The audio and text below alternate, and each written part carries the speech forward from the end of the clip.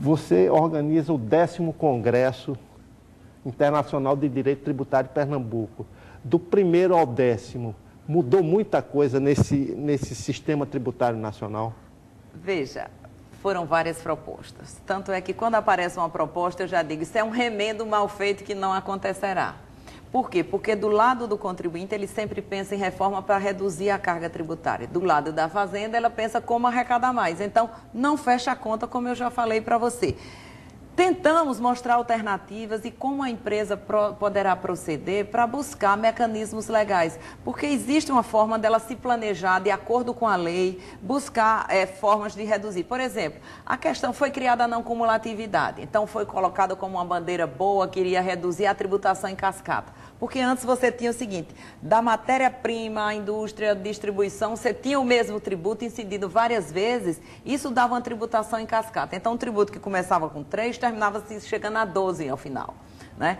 Então, apareceu a não cumulatividade. Só que a não cumulatividade pressupunha as pessoas utilizarem de créditos, e esse crédito iria reduzir o pagamento, e na realidade não aconteceu.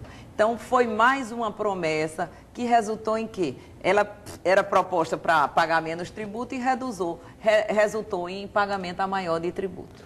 Uma novidade dentro desse sistema do comércio brasileiro são as vendas online, as vendas pela internet, onde o tributo só é cobrado no país, ou, aliás, no estado de origem da mercadoria, não é? Porque é tido como venda direta ao consumidor. Então, os estados já começam a gritar sobre isso, né? É possível haver uma organização a respeito desses tributos das vendas online?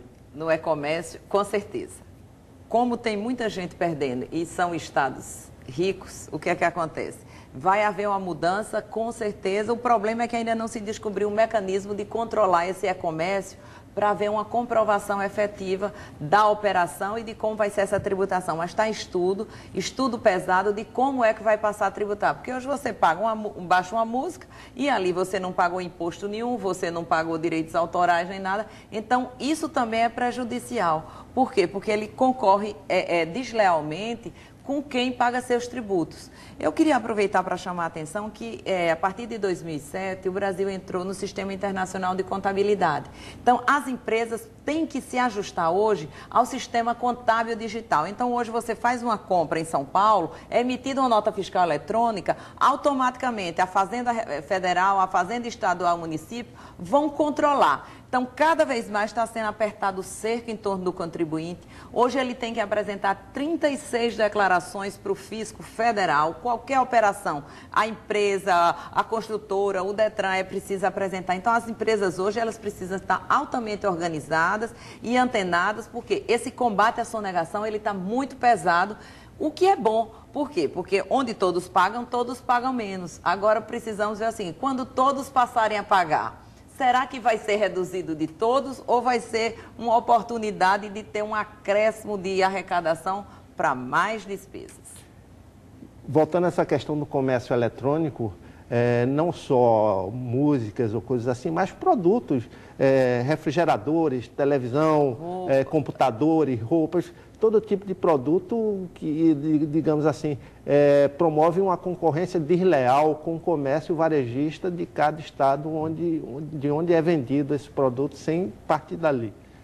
Isso, eles estão querendo exatamente fazer esse controle, inclusive eu já vi alguns autos de infração de empresas automobilísticas que para fugir de ICMS, para fugir de PIS e COFINS, o que é que eles faziam? Faziam a venda direta da indústria e a Receita foi lá e fez uma autuação dizendo que na realidade era só um meio, mas que a venda era igualzinha. Então esse é um assunto que está na pauta do dia e com certeza é aguardar. E como sempre, aguardar como vai se pagar mais imposto.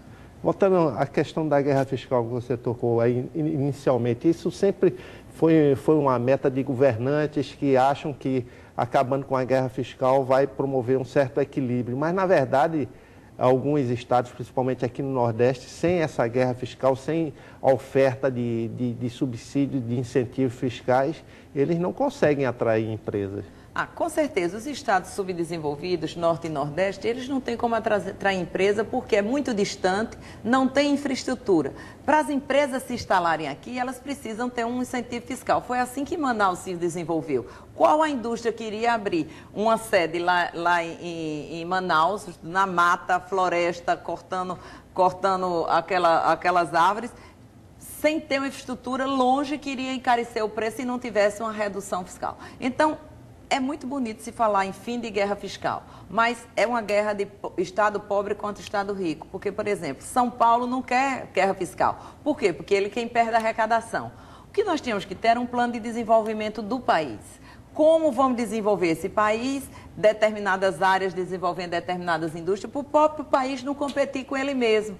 Porque, na realidade, quando Pernambuco cria um incentivo fiscal, ou a Paraíba, ou o Rio Grande do Norte, ou Manaus cria uma empresa, ela tem do incentivo fiscal e trazendo essa empresa do Sul, do Sudeste, ela fecha as portas lá, desemprega lá e cria um emprego aqui. Realmente é muito injusto. Mas aí vem, como é que essa empresa iria se instalar em Pernambuco ou no Nordeste se não tivesse esse incentivo fiscal? Então, acho que precisava haver uma preocupação maior com essa discussão global do desenvolvimento do país, que não há.